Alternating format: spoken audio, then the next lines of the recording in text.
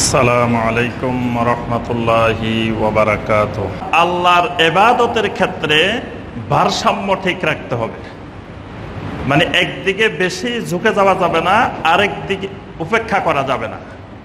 ইসলামের যতগুলো আমল আছে, ইবাদত আছে, হুকুম আহকাম আছে, সবগুলোর দিকে নজর দিতে হবে।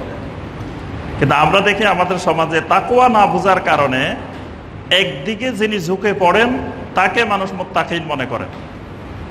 অর্থাৎ সমাজে দুই ধরনের মানুষ পাওয়া যায়। এক ধরনের মানুষ সালাত, সিয়াম, যাকাত, হজ এরকম ইবাদত বন্দেগীর ব্যাপারে খুব তৎপর। তারা এগুলো খুব সুন্দরভাবে পালন করেন।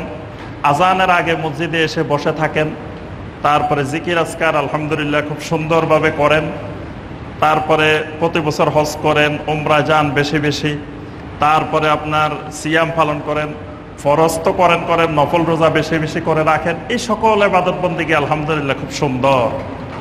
কিন্তু আরো যে সমস্ত হুকুম আহকাম তার উপরে ফরজ, সেগুলোর কোনো খবর থাকে না।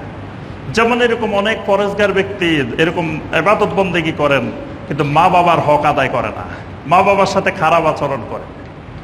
তারপরে দেখা যায় ভাই বোনের সাথে খারাপ আচরণ করে, আরেকজনের সম্পদটা ঠিকভাবে দেয় না, লেনদেন ভালো না, মানুষকে ঠকায়, মানুষের সাথে ধোঁকাবাজি করে, প্রতারণা করে। তাহলে একদিকে তার আমলগুলো খুব সুন্দর, সলাতের ক্ষেত্রে, সিয়ামের ক্ষেত্রে, হজের ক্ষেত্রে, উমরার ক্ষেত্রে। অন্যদিকে তার গুরুত্বপূর্ণ আরো অনেক আমল যেগুলো তার কোনো খবর নাই। তাহলে এই ক্ষেত্রে তার ইবাদতের ক্ষেত্রে ভারসাম্য নাই। আবার আরেক ধরনের মানুষ আছে যারা দুনিয়াবী ও সকল ক্ষেত্রে খুব ভালো। তারা মানুষকে ঠকায় না, ধোঁকাবাজি করে না, মিথ্যা কথা বলে না, প্রতারণা করে না, মানুষের সাথে খুব সুন্দর ব্যবহার করে, মানুষ বিপদে পড়লে সহযোগিতা করে, সালিশ করে, বিচার করে, সুন্দর করে সব করে, কিন্তু নামাজটা পড়ে না। তার ওই দিকের বিষয়গুলো খুবই সুন্দর এবং ওই কাজগুলোর জন্য তার জান্নাতে যাওয়া খুব সহজ, কিন্তু তার মূল কাজে নাই, সলাতে নাই, নামাজে নাই। আবার আরেকজন নামাজে খুব পাক্কা, কিন্তু ওই দিকে একেবারে কাঁচা, কোনো খবরে নেই।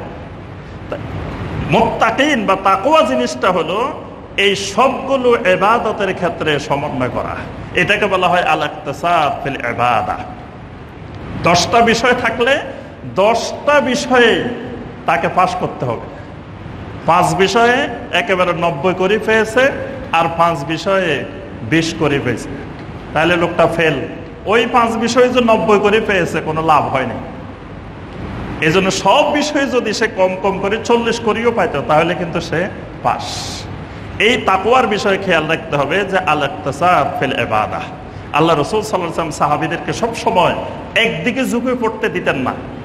এক সাহাবী, 3 জন সাহাবীর ঘটনা আমরা সবাই জানি। কসম করছিল যে একজন বলতেছে সারা জীবন খালি সিয়াম পালন করবে, একজন বলছিল সারা রাত ইবাদত করবে, ঘুমাবে না, একজন বলছে বিয়ে শাদী করবে না।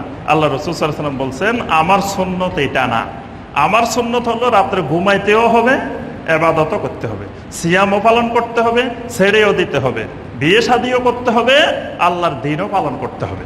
এইটা সমন্বয় করেই হলো ইসলাম, সমন্বয় করে দ্বীন। এটার নাম তাকওয়া।